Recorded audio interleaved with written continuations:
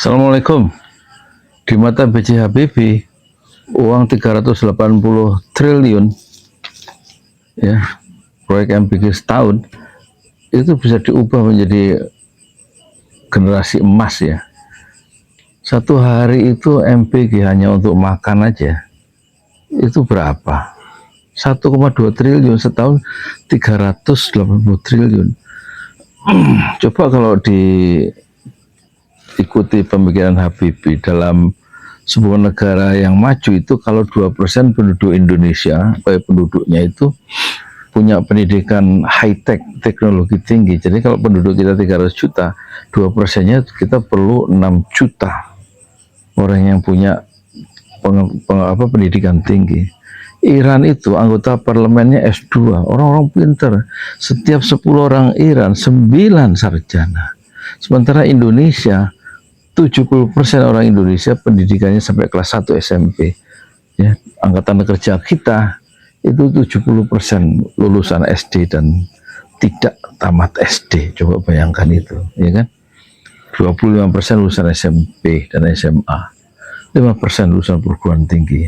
Alangkah miskinnya Indonesia dari segi pendidikan. Kita berada di belakang halaman Asia.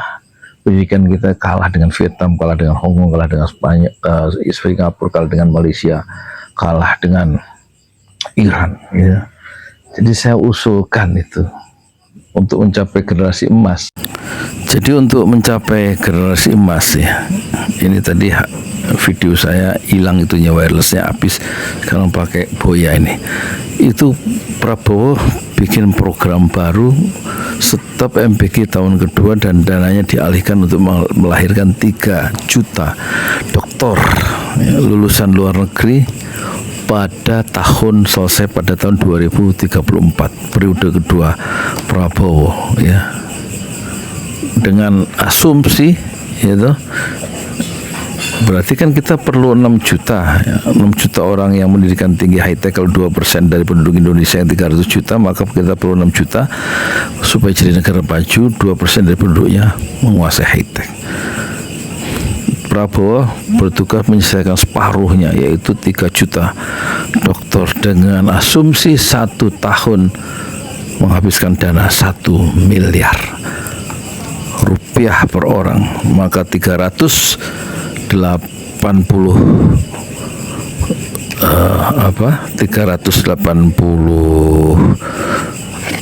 triliun itu akan menghasilkan 380.000 sarjana S1, S2, S3 dokter, ya kan? Kalau 8 tahun sampai Prabowo menjabat periode kedua, 5 tahun lagi, 3 tahun tambah 5 tahun, itu maka 8 tahun kali 38 kali 10 pangkat 4, yaitu 304 kali 10 pangkat 4 alias 3.040.000 dokter.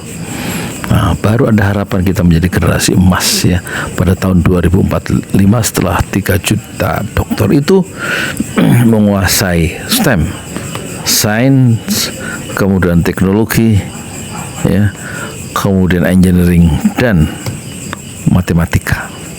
Baru kita bisa bikin pesawat sendiri, rudal sendiri, kapal selam sendiri, kereta sendiri, dan kita melakukan rekayasa molekuler ya, rekayasa biologi, sehingga kita meningkatkan hasil pertanian dan pangan kita menjadi swasembada pangan dan mengekspor sayur dan buah kualitas tinggi ke seluruh dunia di tanah pertanian Nusantara yang hijau royo-royo, dan mengembalikan hutan kembali dan menghilangkan kelapa sawit. Itu ada harapan. Uang MBG yang selama 8 tahun terakhir 380 triliun kali 8 itu bisa menghasilkan 3 juta dokter. Kalau satu orang menghabiskan 1 miliar gitu, gimana menurut? Kalau hitungan saya nggak salah ya, kayaknya salah tuh. Selamat jadi generasi emas dengan menyetop MBG pada tahun kedua dan mengirim puluhan ribu anak-anak muda ke Amerika atau ke Jerman, ke Eropa, ke Iran, ke Cina, Korea. Sebagaimana Mahathir dulu punya program yang canggih. Look this, lihatlah timur, dan mengirimkan puluhan ribuan anak Malaysia untuk sekolah S1, S2, S3 di luar Malaysia, dan kembali mereka membangun Malaysia dan membayar pinjaman dari pemerintah itu secara ringan dan mencicil.